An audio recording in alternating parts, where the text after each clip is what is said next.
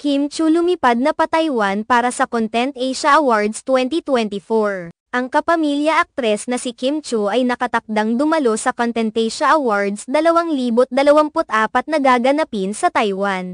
Matapos siyang makatanggap ng nominasyon para sa kategoryang Best Female Lead sa isang TV program, series. Ang nominasyong ito ay para sa kanyang kahangahangang pagganap sa sikat na drama series na Linlang, na tunay na nagpamalas ng kanyang galing bilang isang aktres. Sa isang panayam na isinagawa ng ABS-CBN News noong Miyerkules, bago ang kanyang paglipad patungong Taipei, ibinahagi ni Kim Chu ang kanyang damdamin ng pananabik at kasiyahan sa paparating na event. Ayon sa kanya, ang pagiging nominadong Best Female Lead sa Content Asia Awards ay isang napakahalagang tagumpay sa kanyang karera. Sobrang excited ako kasi ito ang unang pagkakataon kong ma-nominate sa ganitong klaseng award-giving body. Ang pakiramdam ay talagang nakakatuwa at napaka-exciting, ani Chu. Ang Content Asia Awards ay isa sa mga prestihiyosong parangal sa industriya ng telebisyon sa Asia. Kaya't ang pagkakaroon ng nominasyon dito ay isang malaking karangalan para sa anumang artista. Bukod sa kanyang kasiyahan, hindi may kakaila ni Kim Chu ang nararamdamang kaba tuwing naiisip ang awards night.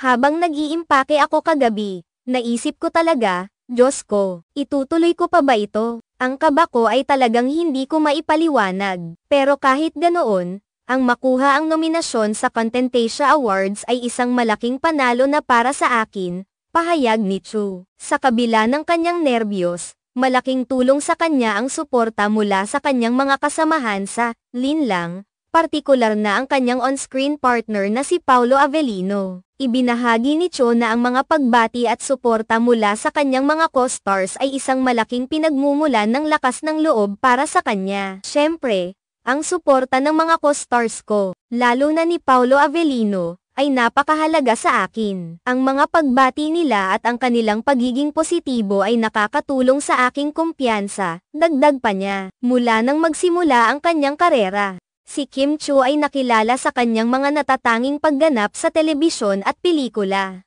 Ang kanyang role sa Linlang ay isa sa mga pinaka-kontrobersyal at pinakakahangahangang papel na kanyang ginampanan, kaya't hindi nakatakataka na siya ay tinanggap para sa nominasyon. Ang serye ay tumatalakay sa mga komplikadong tema ng pamilya, pag-ibig, at pagtataksil, at ang kanyang karakter ay nagbibigay ng malalim na emosyonal na koneksyon sa mga manunood. Ang Content Asia Awards ay isang mahalagang plataporma para sa mga artista at produksyon na nagbibigay ng pagkilala sa kanilang mga natatanging kontribusyon sa industriya. Ang mga nominasyon ay ibinibigay batay sa kalidad ng pagganap at ang pagkakaroon ng nominasyon ay isang tanda ng pagiging epektibo at kalidad ng trabaho. Sa ganitong paraan, ang mga artista tulad ni Kim Chu ay nagkakaroon ng pagkakataon na maipakita ang kanilang husay at makilala sa isang mas malawak na audience. Ngunit hindi lamang ang nominasyon ang nagbigay sa kanya ng kasiyahan.